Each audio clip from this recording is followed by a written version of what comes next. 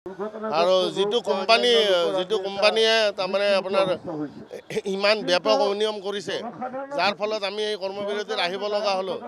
তেওঁলোকে এতিয়াও কৈ আছে মানে আমি যিখিনি টাৰ্মিনেশ্যন কৰিছে সেইখিনি উইথড্ৰ নকৰে তেওঁলোকে কোনো পধ্যেও। যদি উইথড্ৰ নকৰে আমি ইয়াতে থাকিম, ইয়াতে মৰি যাম। আমি এজনো সতীৰ্থক ইয়াতে টাৰ্মিনেট হ'ব নিদিওঁ। লাগিলে আমি গোটেইকেইটা টাৰ্মিনেট হ'ম, আমি গোটেইকেইটা একেলগে ইয়াতে মৃত্যুবৰণ কৰিম।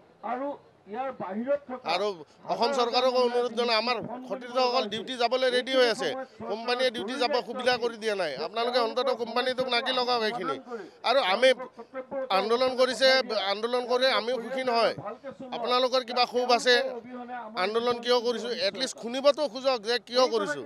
আপোনালোকে তাৰপিছত যদি কয় আন্দোলনটো ভুল, তহঁতে বেইমানি কৰিছোঁ, তেতিয়া আমি যদি আপোনালোকে কয় এইটো বেআইনী হয়, তেতিয়া আমি একো নামাতো নহয়।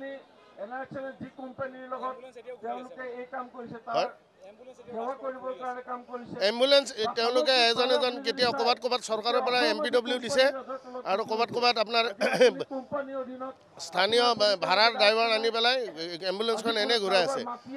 তেওঁলোকে 600-700 এম্বুলেন্স চলা বুলি কৈছে। আপোনালোকে দেখিছেই নহয় গুৱাহাটীত কেইখন চলিছে, বেলেগৰ কথা নকয়। এটা কাগজে কলমে এম্বুলেন্স তেওঁলোকে আগৰ পৰাই চলাই আছে। তেওঁলোকে এইটো চলোৱাত আগৰ পৰাই ভাল।